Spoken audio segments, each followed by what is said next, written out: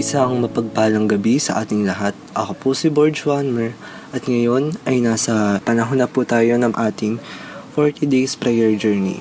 Atin pong simulan ang ating panalangin ngayong gabi sa pamamagitan ng awit na ito.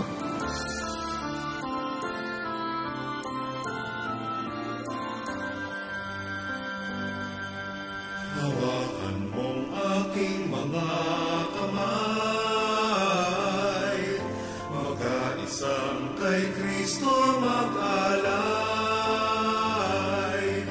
Hanapin siya at masusumpungan kasama ang buong kapulungan. Kalinga natin sa isa't isa, magkakaibigan at magkakasama, nagmamahalan at nagtutulungan sa Panginoon. Nagdadalawinan, magkaisa sa ating Panginoon. Ang bawat isa sa Kanya ay ituon, mga puso natin at mga damdamin. Pagyakapin at ating pagbuklurin, magkaisa sa ating Panginoon. Ang bawat isa sa Kanya ay ituon, mga puso natin at mga damdamin. Pagyakapin at ating pagbuklurin. Magmahalan tayo, ito ang sabi ng ating Panginoon. Sundin natin siya, magmahalan tayo, sundin natin ang ating Panginoon. Ang sabi nga niya, magbigayan tayo. Ito ang sabi ng ating Panginoon. Sundin natin siya, magbigayan tayo. Sundin natin ang ating Panginoon. Magmahalan tayo. Ano pa man ang ating kinalalagyan, magbigayan, magtulungan tayo. Lahat tayo'y magmahalan.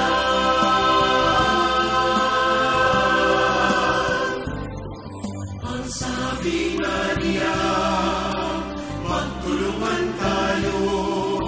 Ito ang sabi ng ating Panginoon. Sundin natin siya, magtulungan tayo. Sundin natin ang ating Panginoon.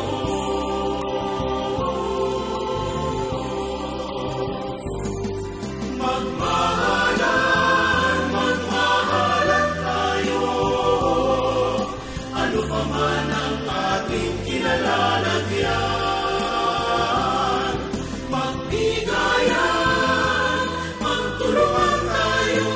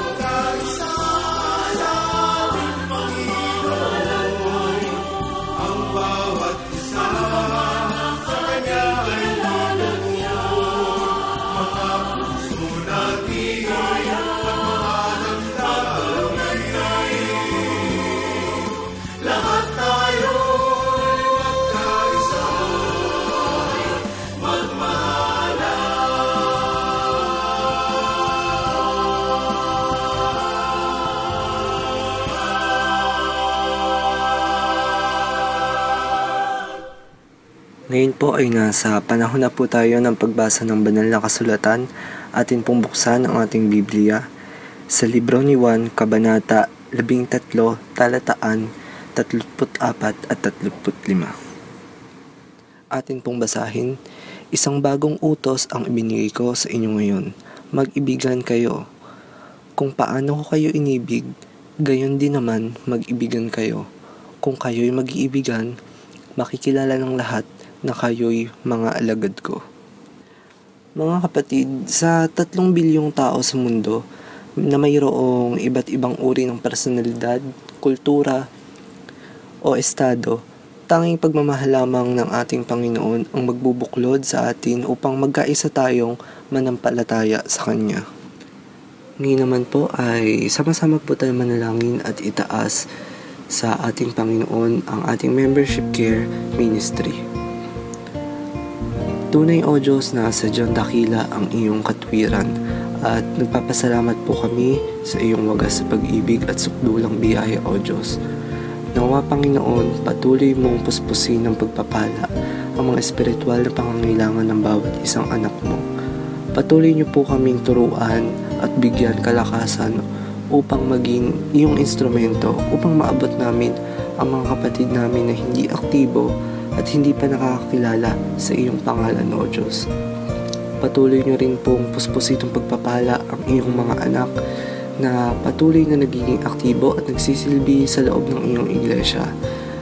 Mas lalo niyo pong pag-alabin ang aming pananampalataya upang amin patuloy na madakila ang iyong ngalan sa pamamagitan ng pagdaos o pagbuo ng mga gawain o fellowship. At sa gabing ito, O Diyos, ang aming mga puso ay nagagalak sa katagumpayanan ng nalalapit na anibersaryo ng iyong iglesia dahil ito'y aming naitaas na sa iyong dakilang pangalan. At ito po ang aming samot dalangin sa ngalan ng Ama, ng Anak, at ng Espiritong Banal. Amen. Muli, isang mapagpalang gabi sa ating lahat. At nawa mga kapatid, sa mga susunod pang gabi ay sama-sama muli tayong mag-alay ng panalangin sa ating Panginoon na dakila sa lahat.